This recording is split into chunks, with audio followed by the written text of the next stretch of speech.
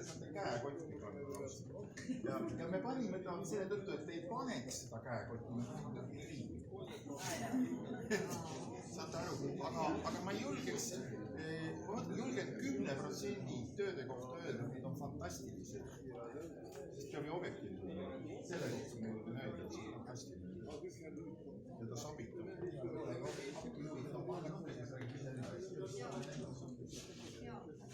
Tere! Minul on 2 teost, mille nimega Eesti 21. sajandi Eesti legendid. Kunagi ma 2000 vahepeal maalisin inspiratsiooni koolidest, Pütsantsi ja Vene koolidest ja muutsin nende sisu ära, panin sinna omadused ja mõtted sisse. Tegelikult nad nägid välja nagu koolid tegelikult ei olnud. Ikonoseerisin nagu hetki, et minu jaoks on nad lihtsalt nagu mingisugune koomiks, vanaaegses võtmes nagu koomiks, aga tänapäevase sisuga. Koomiks on hetkepilt siis, kirjeldab situatsiooni. Ja nüüd ma hakkasin seoses selle raskete oludega, mis toimus kõik see 24. veebruaril Vene sissetungid ja see tohutu traagiline olukord maailmas muutus minu jaoks ikonograafiliseks. Ja ma iseenda rahustamiseks hakkasin maalima mitte püha pilte uuesti. Ikoone leidsin uuesti, et ma pean neid maalima, et panna sinna sisse oma lootused ja fantaasiad ja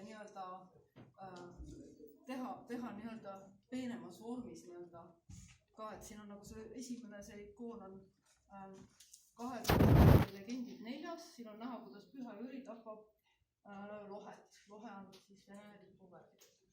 Ja siis taga on üleval 3 pühakut, sinimustvalged pühakut, kes arutavad, kuidas siis läheb.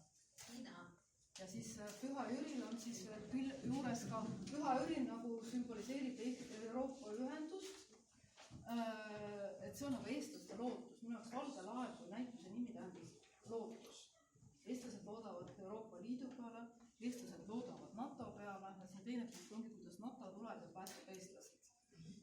Ja ümberindi kõik rahvad nagu pakuvad raha ja taga reas on ka Eesti inimene Eesti värvidega.